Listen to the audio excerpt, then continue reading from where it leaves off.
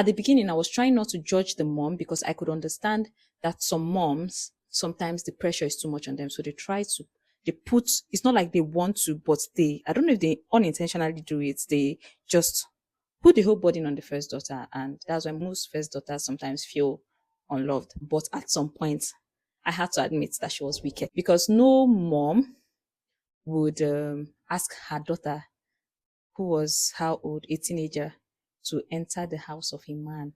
From that point, I drew a line. Even as the other ones grew up, she didn't make any efforts and even took the money from this other girl from Monica to train the other ones. So since it's a real life story, so she's probably still alive. You're not a good mom. Monica on her side is understandable because some people don't even know this is a real thing. First daughters kind of inherits this sense of responsibility and feel like life would not move on if they were not there. So I'm saying this for first daughters. You can leave when it's time.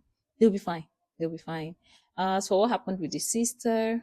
Of course, the sister is not a good person, but it happens. What happened happens.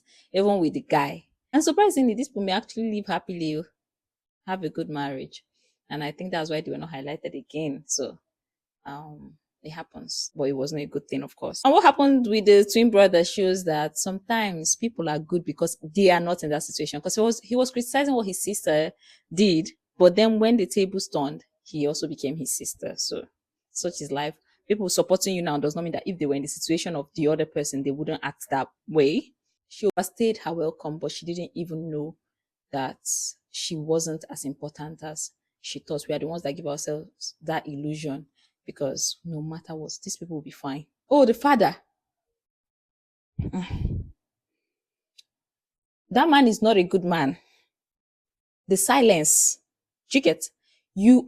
They say the person that is quiet when people are casting stones is committing the same offense with the person that is throwing the stone. So silence is consent. There was nothing that compelled you to give the money to your wife. If you really wanted her to write WAEC, in fact, you shouldn't even have discussed it with your wife. If you knew what her stance would be, you were married, you would know. Do you get? So I hope there's nobody painting him as a saint. I like that he blessed her. She was going, oh, that's great. But you're a bad man. Your daughter was abused before your very presence. What happens to getting the money you wanted to use to sponsor her WAEC, going to pick her from her sewing work, and then taking her for the exam or registration